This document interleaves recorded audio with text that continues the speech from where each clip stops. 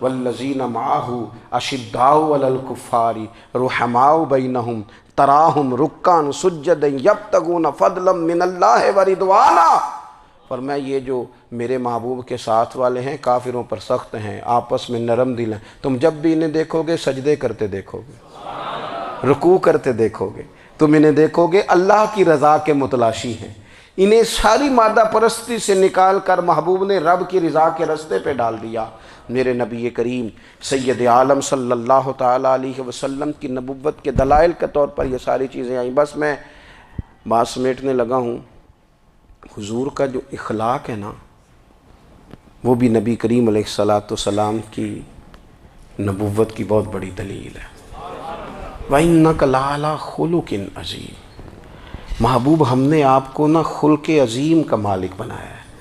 کچھ لوگ سمجھتے ہیں صرف آپ کا بولنے کا انداز ٹھیک ہو تو آپ با اخلاق ہیں۔ نہیں بھائی، بولنے کا انداز ٹھیک ہونا با اخلاق نہیں، سچ بولنا اخلاق کی علامت ہے۔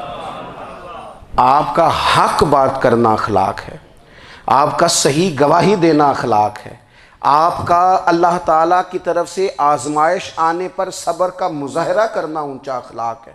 رب نعمت دے تو آپ کا وجود ڈھلتا جائے شکر میں، یہ اخلاق ہے۔ رب کریم اگر آپ کو کسی وقت کسی آزمائش میں اپنی حکمت سے ڈالتا ہے تو عزت نفس کو برقرار رکھنا، خودداری کو برقرار رکھنا، یہ اخلاق۔ نبی پاک نے اعلیٰ ترین اخلاق کی بات بتائی، اعلیٰ ترین۔ حضور نے لوگوں سے بیعت لیتے وقت کہا تھا میرے ہاتھ پر بیعت کرو، چوری نہیں کرو گے۔ نبی پاک علیہ السلام نے مختلف امور پر بیعت لی۔ حضرت حکیم بن حزام کہتے ہیں حضور نے میرے ہاتھ پہ ہاتھ رکھ کے کہا میرے ہاتھ پہ ہاتھ رکھ کے بیعت کرو کہ کسی دنیا دار سے سوال نہیں کرو گے، خودداری سے زندگی گزارو گے، عزت نفس سے جو رب نے تمہیں دیا ہے تم اس پر راضی رہو گے۔ لوگوں کی جیبوں کو ٹٹولنا، دوسروں کی دولتوں پہ راج کرنا، دوسروں کے مال پر نگاہیں ڈالنا اللہ کے حبیب نے پسند نہیں فرمایا۔ فرمایا بیعت کرو کہ تم کبھی کسی سے سوال نہیں کرو گے۔ حد ہو گئی۔ نبھانے والوں نے پھر اس عہد کو نبھایا اور کمال کر دی۔ حضرت حکیم بن حزام گھوڑے پہ بیٹھے تھے، ہاتھ میں درہ تھا، وہ زمین پہ گر گیا، قریب غلام کھڑا تھا۔ حضرت حکیم بن حزام خود گھوڑے سے اترے، درہ اٹھایا، دوبارہ گھوڑے پہ بیٹھے۔ غلام عرض کرنے لگا حضور مجھے بتا دیتے میں اٹھا کے دے دیتا۔ آنکھیں چمک اٹھیں، فرمانے لگے کیسے بتا دیتا؟ اپنے رسول سے وعدہ کیا ہے کبھی کسی سے سوال نہیں کروں گا، کبھی سوال نہیں کروں گا۔ اللہ کے محبوب نے ہمیں اعلیٰ اخلاقی قدروں کی بات ہمیں سکھائی ہے۔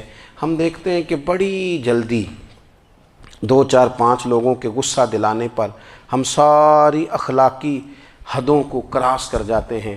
دوستو ہمارا ایک ویژن ہونا چاہیے، ہمارے ذاتی رویے بڑے معتبر ہونے چاہیے۔ لین دین کے معاملات کے اندر مسلمانوں کو بڑا صاف ستھرا ہونا چاہیے۔ ہمیں اپنی معاشی زندگی میں روزمرہ کے معاملات میں ہماری توجہات کا مرکز صرف اللہ رسول کی ذات ہونی چاہیے۔ رب کریم نے اپنی حکمت سے کسی کو کتنا دیا ہے یہ اس کی حکمت کے تقاضے ہیں۔ ہمیں اس نے جس رنگ میں جس حال میں رکھا ہے ہمیں اپنے رب کی رضا پر بہت زیادہ مطمئن ہونا چاہیے۔ اچھا پھر ایک اور بات، جن چیزوں کو ہم نے دکھ بنایا ہے نا یہ تو وہاں دکھ تھا ہی نہیں۔ مہینہ مہینہ چولہا نہیں جلا، لیکن کسی جگہ اظہار غربت ہے حضور کی اولاد پاک کا یا صحاب کا یا ازواج کا۔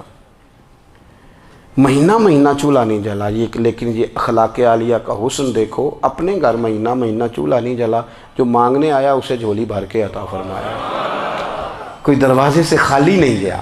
عزیز بھائی اگر زندگی میں اخلاقی قدریں ہم اپنا لیں اور ہم تھوڑا تھوڑا کر کے اپنے آپ کو تبدیل کریں، ساری زندگی توجہ رہی کہ فلاں کیا کر رہا ہے فلاں کیا کر رہا ہے، تھوڑا سا گردن کو جھکا کے اپنے اوپر توجہ ڈالیں، اپنے آپ کو وقت دیں۔ حضور کے اخلاق عالیہ کی روشنی میں، تعلیمات حسنہ کی روشنی میں ہم اپنے کردار و عمل پر تھوڑی توجہ دیں۔ اس وقت بہت بڑی تعداد میں امت مسلمہ ہے، اور ایسا نہیں ہے کہ دولت نہیں ہے، دولت سے بھی سرشار ہیں۔ ہمارے ہاں بڑے بڑے انجینئر ہیں، بڑے بڑے ڈاکٹر ہیں، لیکچرار ہیں، ہمارے پاس بڑے بڑے ہاسپٹل ہیں، بڑا کچھ ہے، لیکن کردار و عمل کے بادشاہ، اپنی زندگی تقوی کی روشنی میں گزارنے والے، ان لوگوں کی تعداد کم ہے۔ اگر کوئی آج بھی سارے کام نیک کرے لیکن جائیداد میں سے بیٹی کا حق رکھ جائے تو پھر اس نے کیا میلاد منایا ہے؟ اگر آج بھی جو 2-4 لوگ بیچارے اس کے زیر دست ہیں، ملازمین ہیں، ان کے ساتھ اس کا رویہ انتہائی سخت ہو تو اس نے کیا میلاد منایا؟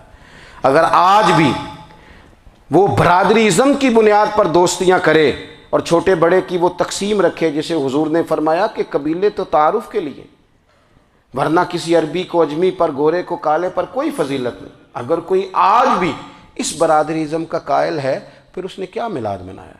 اگر کوئی شخص آج بھی اپنے آپ کو مادہ پرستی میں پوری طرح دھکیل چکا ہے اور رضا الہی کا مسافر نہیں بنا تو اس نے کیا میلاد منایا؟ اپنی طبیعتوں میں روحانی تبدیلی اور وہ خاص افکار جو حضور اپنے غلاموں میں پیدا فرماتے ہیں، ان افکار کو پیدا کرنا، سوچوں کو بدلنا، سوچوں کو، نظریات کو بدلنا، اپنے روزمرہ کے معاملات کا جائزہ لینا کہ ہم کس طرح آگے بڑھ سکتے ہیں اور کس طرح ہم ایک بہترین امتی اور ایک بہترین مسلمان بن سکتے ہیں، اس پر توجہ دینا، یہ میلاد ہمیں سبق دیتا ہے۔ اللہ تعالیٰ مجھے اور آپ کو عمل کی توفیق عطا فرمائے۔ آخر دعوایا ان الحمدللہ۔